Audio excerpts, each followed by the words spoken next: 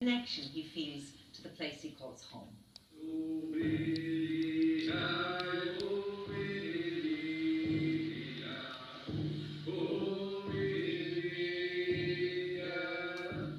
Waylon Gary White, dear, I have to say, I did not expect to be meeting you in Gortahurk in the Donegal Gaeltacht. Well, you never know who you're going to meet in the Gaeltacht. Uh-huh. How did you end up here? I've been coming to Ireland since 1995 by invitation, and so I've been here 4 years here in the Gaeltacht so far.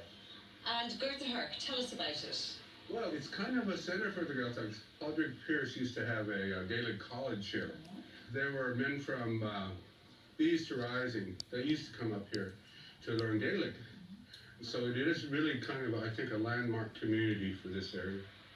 Have you managed to learn any Gaeilge since you've come here? Bit of Guinness, That's probably what it, Gormagat. Gormagat. Is Misha Waylon White there? Well, what was it that first drew you to this area? I was invited up here by a friend of mine. I had only been up here once before. I moved in the middle of the night, and the next day I looked around and said, this is a beautiful place. So what I noticed living up that Glen Road close to Errigal was there seemed to be energy lines going from Errigal down through the earth and out to sea to Tory Island. And so I had to get acquainted with the spirit of the land first, the spirit of the earth here first, I think. So when I first moved here, I went outside and I asked permission to be here. The strong energy is sort of hard sometimes to have a lie in here because it seems like the land just pulls you out of bed. As well as spectacular mountains, this part of Donegal is renowned for its beautiful coastline. Waylon took me to the beach where he walks in Maharorty. Waylon, your home place was Oklahoma, which is landlocked. Yeah. So what does it mean to you now to be in Donegal and living by the sea? Well, this is the first time I've ever actually lived by the sea. And we say, Choctaw people say that when you're by a great body of water like this, you should make prayers. So that was the first thing I did here is I made prayers at the sea. I like to come to this beach particularly, Mary, because it revives me. So do you feel that there's a kind of a healing property to the sea? Oh, very much so. That tide moving in and out takes things out of you, I think, that don't belong there, and washes them away. At least that's the feeling I get. I just like to sit, watch the waves, and as they come in and out. And it's funny because in doing that, I find that those waves have somehow gotten into my paintings, which wouldn't happen if I stayed in Oklahoma. Waylon's day revolves around his painting, and next stop was the studio close by where he works to see what he has on the easel these days. So, Waylon, this is what you're working on at the moment? Yeah. Martin McGuinness. Martin McGuinness. How did this come about? Well, my friend Don Mullen commissioned this painting, and it's going to go to Martin's wife, Bernie, when it's finished. Well, it's from a poem that Martin wrote, Brock Dial, Bright Trout. This is your tribute then to Martin McGuinness after he has died? It is. Mary, Martin and I were friends, and we were friends over a 20-year period. But I didn't know Martin as a politician, and I didn't know Martin as a patriot. I just knew Martin as just a regular person. So I think in doing a painting about one of Martin's poems, I think it sort of captures that side of him that informed his humanity.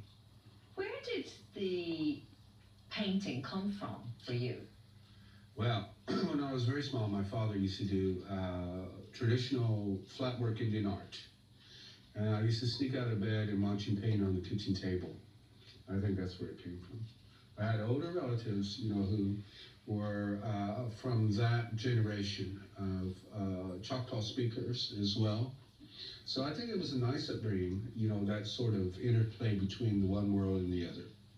As an adult in Oklahoma, you had quite a big family Yourself, 7 children and 10 grandchildren? 10, but I'm paying my grandkids to call me uncle. And where are they all based? Oklahoma. They're all in Oklahoma. It's an unlikely connection, isn't it, between the Choctaw Nation and the Irish nation? I kind of think a lot of people would feel that way, and I also feel that when people first hear this story about the Chocktaw Irish-Famine donation link, they're surprised that the donation went the other way from Indian people who didn't have much money at the time, didn't know what money was really, to people in famine Ireland during Angor who were, suffering much as we had. And I think that's the connection. The painting behind you there, Waylon, is so rich, so vibrant, and it looks to me as if it's full of story. Well, the central story to that painting, Mary, is the Chocktaw donation again to famine Ireland. So you can see the woman there at the bottom of the piece holding that sort of glow in her hands, which is like life force, which is what the Chocktaw donation, I suppose, really translated to food that was sent to Ireland. And that life force runs through everything, we believe. And the painting's called Clan Spirits. And it was commissioned by Donegal County Council and has hung in O'Donnell Castle. I'm very proud of it. It seems to me as if it's a good fit for you, Waylon, to be settling here in a Gaeltacht area, given your background and your traditions. Kind of an accidental tourist anyway, so I never planned to be here, and I never planned to stay in Ireland this long. Do you feel settled here? Yeah, I do feel settled. More than just visually knowing the place, but just sort of having a sense of place, internal sense of where you are, and you wake up and then it starts to feel like home to you. And so I think if you believe everything happens for a reason, there must be a very good reason for me being here. And I'm very happy here, very content. So that's Waylon White, dear, nicely settled, and isn't it nice to know that there's a connection between two peoples, two cultures from different parts of the world that's still intact and celebrated almost 200 years after it began. With that, we come to the end of this evening's programme. Don't forget that the exhibition here in Dublin Castle opens to the public tomorrow, and it'll be moving to Westcourt, Skibbereen, during the summer. So, Shindera Glor, Iwa Grivenish, Agus Gadesha Slum. On next Friday's Nationwide, collaborate.